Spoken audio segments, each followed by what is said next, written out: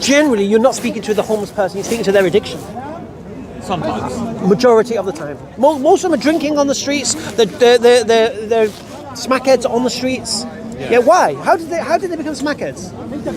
You've got to understand that there's something leading to it. There's something that's the cause of it. So I'll give you an example. Could a practicing Muslim ever be a smackhead? No. Never. You know, I don't know enough about the practices of Islam. So in Islam, drugs are prohibited. Right. So if drugs are prohibited and you're following that teaching, you can never be a smackhead. But you know, you can't give me an example of a country that is under sort of Islamic rule where there's no crackheads. It doesn't exist. No. I'm saying to you, okay, I'll make it easy for you. It's not like Islam is exempt. If this country here, yeah. If people practice Islam in this country, yes. There would be no smackheads. If every single human practiced Islam. If those smackheads had practiced Islam, there would be a lot of other issues, though. I feel. No, but they wouldn't be smackheads, would they?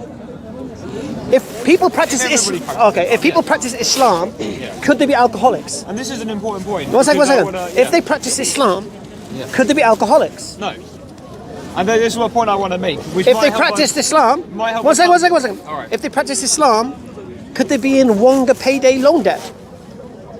I don't know about the rules of that with Islam. No. I'll believe you. And if they practice Islam, okay. And if they practice Islam, would they be in gambling debt?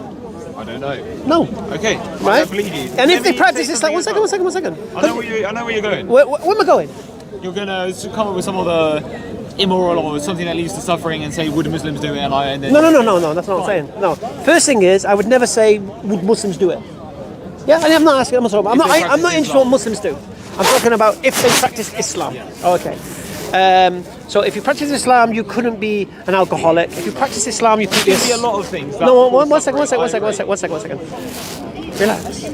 Okay, you couldn't be a smackhead.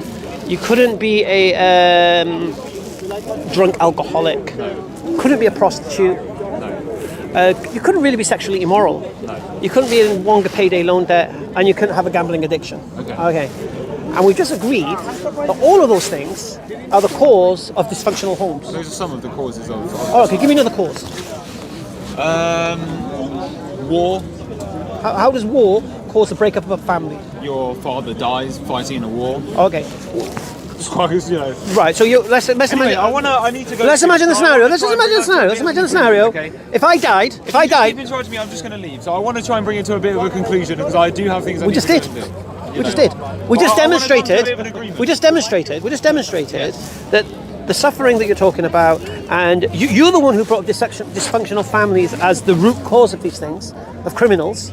As a cause. It's not the only cause. There's plenty of criminals. No. Well, we know 70% of people in prison, like I said to you, from broken homes. What causes broken homes? Same things. Yeah, but, not everybody... 70% of people in prison. The prison population does not make up the whole population of criminals. Yeah, but the vast majority... I said 70%. There's a lot of, people with a lot of money doing all kinds of different kinds of crime. 70%? Okay, so 70% of people in prison from broken homes. Okay. There's a pattern there. Yeah. All right. Yeah. And you're big on this poverty thing. I get it. And we know drugs and alcohol and gambling cause poverty. So you should be against drugs, gambling, and alcohol. Standard. Misuse. Drug, alcohol. How do you misuse gambling? Misuse. How do you misuse an addiction? By gambling with money you don't have. How do you do that when you're addicted? This is what I'm saying. An addiction is a misuse. If you're addicted to something, you're misusing it. So how do you not have the addiction? By not misusing it. And how do you not misuse it if you're addicted to it? Well, once you're addicted to it, you need to be treated. Medically. Not just criminalised, not just bunged up, not killed. No, I'm not saying that. But wouldn't it be better not to do the action in the first place? Of course. Okay, good man. Of course, but there's people with addictive personalities. They need to be educated and they need to be shown a better way before that happens. What's your Instagram anyway? I agree with that. I'll give you. I just want to make I want to bring these together. I agree, and I think one of the main big causes of crime, broken families in general, is, and this is going to sound cringe to anybody that thought I was an atheist or something, but is a lack of sort of spiritual connection, a lack of religion, if you want to use those words. I think, especially in this country, those people that go and gamble, those people that have drug, alcohol misuse issues, it's because they're looking for a connection that they could have found with God, maybe, for example.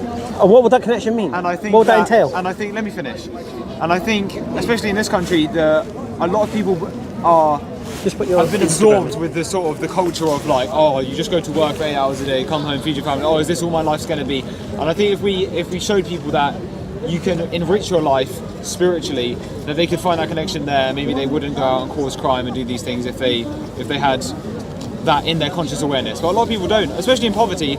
A lot of people, they don't even think about it. People I know, they don't even, it doesn't cross their mind. They just go, oh, what's life about? It's about having fun. You believe in God? It's about getting fucked up. I do believe in God. If God says don't drink alcohol, what would you do?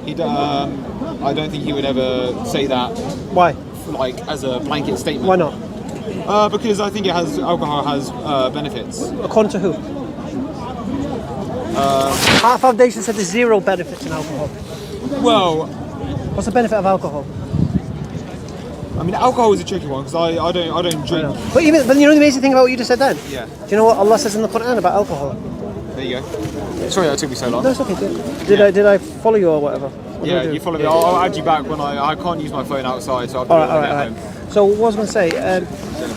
In the Quran. Allah says in the Quran that even though there may be benefit in it, in alcohol, the harm is greater. I agree with alcohol. I think we should probably ban all alcohol. Hey, that's a beep. That's a beep. I also believe, if it was, let's just hypothetically speaking, if you and I were the only humans on Earth, some alternate dimension, or maybe everybody dies, okay? Just me and you. Just you and I. Can you imagine that? I know you don't want to, it'd probably be... it would be one of the worst nightmares, mate. Don't worry, I wouldn't enjoy it either. But if I then say, I'm going to go over here, and I'm going to pick weed off of that plant, I'm going to smoke it. Now, I'm not trying to be offensive, but who the fuck are you to tell me, or try and stop me from doing that? You're nobody. I wouldn't care. Just because we have a greater society, just because there's people marginalised, I think we should try and help those marginalised people, bring them into the community, as opposed to just saying, no, you can't do drugs or alcohol. People should be able to make those choices, but they should make them educated choices, informed choices. Yeah. We're not educating, we're not informing. You don't believe in choices? Well, honestly, I'm not decided on the whole free will thing. I just wanted to defend. Well, no, come on, your whole start of the conversation was you don't have free choice because that's how you ended up defending Hitler. I wanted to argue that point because my man was doing. Don't trust me one thing, brother. Don't try to defend points you can't defend. Are you going to? Anyway, Lucas, I'm going to let you go, Lucas. It's been fantastic, man. What's your name? I'm Hamza. Hamza. Yeah, inshallah. Lucas. Assalamualaikum, my brother. How you doing, man? I'll see you again. It was good to talk to you. Well, I'll see you on Instagram, inshallah. Yeah, man. I'll add you back. All right. Take care. Brother. All the best. Thank you, everybody. I'm just going to do a catch-up. All right. What if you were dying from thirst and hunger? Would you give your iman up, your faith up, in order to survive? Probably not. Probably not. Because you'd rather die in hunger and thirst than give up your religion, right? This is how much we value our faith. It's priceless. Brothers and sisters, let me introduce you to Norway. This is a European country where the vast majority of people have become irreligious. There are 200,000 Muslims of a population of about 5 million, and most of these 200,000 Muslims have no idea how to explain Islam to their non-Muslim friends and neighbors. But that needs to change. Allah sent His messenger to call people to eternal success. And that is why Muslims in Norway are now establishing a masjid and dawah center to enhance the Norwegian dawah. But they cannot do this alone. We need to support them. If you donate to this cause, you will inshallah reap the rewards of thousands of Muslims coming back to Islam, and many of those will become du'at and invite to Islam. You will share in the reward for all those shahadas and good deeds to come, inshallah. So click the link and donate now and share the video for extra reward. Uh-huh.